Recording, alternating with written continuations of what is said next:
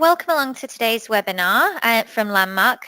My name is Sam Peacock, and today we are going to be looking at how you need to be demonstrating to HMRC that you are taking a risk-based approach to money laundering risk in your business. So in previous webinars, we've looked at what you need to be doing when you identify low and high risk individuals and transactions, and applying customer due diligence and enhanced due diligence. If you haven't seen our other webinars and wish to do so, we do have a Landmark YouTube channel with all our webinars on there. But today we're going to look at how you arrive at the decision to identify an individual or transaction as low, medium or high risk. So the first place I want to start is to revisit the reasoning behind the compliance activity that agents undertake in relation to the money laundering regulations.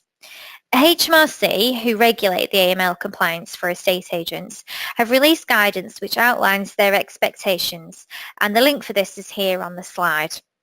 Although there is an acknowledgement from HMRC that estate agents do not handle any of the funds used to buy property, you are, in HMRC's words, a key facilitator in a property sale and come into contact with both parties to the transaction at an early stage, and so are in an ideal position to identify suspicious activity. The intended aim of the regulations is to prevent the use of illegally obtained funds or terrorist financing from being legitimised through the sale and purchase of property. There is somewhere in the region of £100 billion laundered through the UK every year. Detailed by this pie chart, the National Risk Assessment of Money Laundering and Terrorist Financing 2017 report published by the government that 27% of money laundering cases involving property transactions highlighted the presence of companies and trusts, 36% highlighted attempted use of professional intermediaries, and 17% reported high cash payments.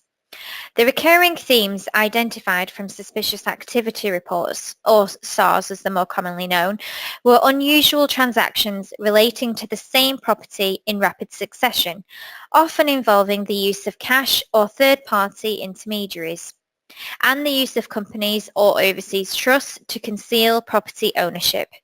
And this scrutiny isn't going away anytime soon. Regulated entities, including estate agents, are required to submit a suspicious activity report where there is any suspicion of money laundering. In its 2018 annual report, the National Crime Agency, who are responsible for policing the UK's anti-money laundering regime, report that of the 463,938 SARS submitted from April 2017 to March 2018, just 710 of those were from estate agents. And it's still less than 1% even if you include solicitors. So against the context of around 1.2 million transactions in the same period, you can see why HMRC are placing such a focus on property. Now, you might have come across the government's latest AML awareness initiative, the Flag It Up campaign, which highlights the legal and moral responsibility those in front of line of the UK property market have to be vigilant to money laundering. Again, the link for this is here on the slide. HMRC are clear that the best way to do this is to better understand the transaction and the individuals involved, which is also known as Know Your Customer, or KYC. In 99% of cases, this is likely to be self-evident, with people relocating, upsizing, downsizing, and so on. But you need to be vigilant where there is ambiguity over the purpose of the transaction. This is where your AML Risk Assessment comes in. This is a critical document outlining the steps your own business takes to better understand the individuals involved and the nature of the transaction in order to make an assessment about any risk. HMRC expect you to be able to present your risk assessment to them upon inspection. HMRC's guidance suggests your risk assessment should be reflective of your customer demographic, the type of stock you deal with, the services you supply, such as property finding service, auctions and sales and so on, the financing methods, and your business geographic. Your risk assessment should demonstrate a risk-based approach balancing the cost to your business and customers with a realistic assessment of the risk that criminals may exploit the business for money laundering and terrorist financing, allowing you to focus your efforts on the most important areas and reduce unnecessary burdens. For example, a London agent may take a stricter approach than an agent in a provincial market town. Be aware of hidden risks. For example, a client of ours in the Lake District was inspected because of the number of high-value second homes in the area, which are often cash purchases. Now, there are no hard and fast rules. It's about understanding your customers and transactions better. Here is a list of characteristics that could point to a higher risk of money laundering.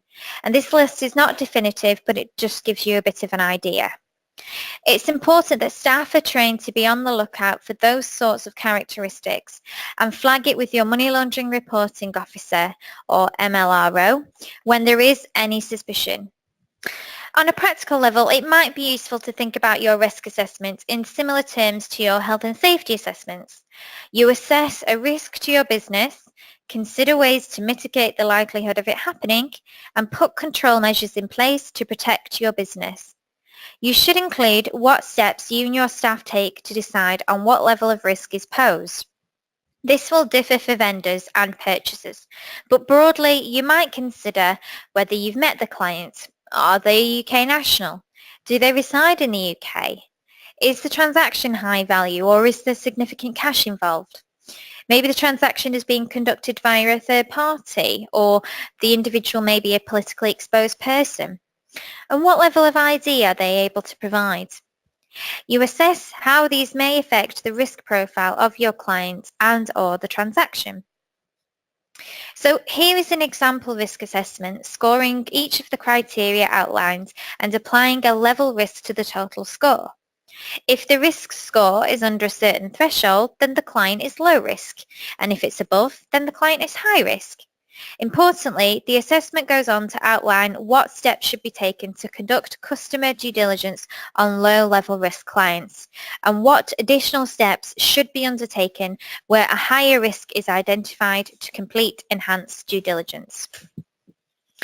At all times, it's important to remember that your objective is to prevent illegal funds from being legitimised through a property transaction.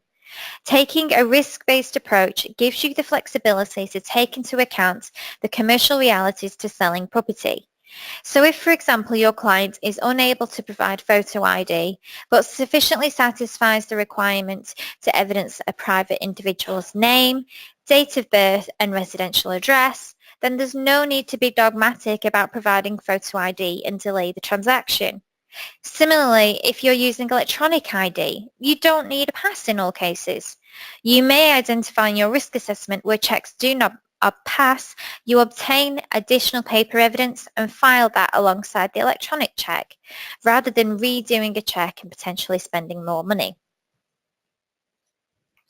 Landmark provide a range of electronic solutions to help estate agents demonstrate compliance with the money laundering regulations in line with their own risk assessments. Using electronic data is more thorough than using paper methodologies, as clients invariably have different levels of information that they can provide. As we have outlined today, some may or may not have passports or driving licenses and so on. Instead of requesting paper ID from purchasers and potentially slowing the transaction, how much more positive an experience are you providing your client with electronic checks?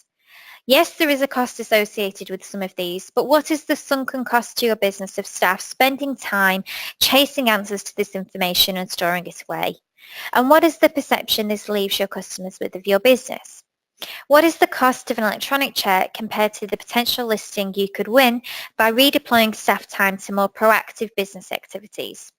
Compliance in a Box is a pay-as-you-go compliance toolkit for estate agents with a complete range of checks to help with your understanding of enhanced customer checks. So thank you very much for your attention today. I hope you have found this useful. If you do have any queries or you need to find out more about Landmark and how we can help, then please don't hesitate to get in touch. And my contact details are here on the slide.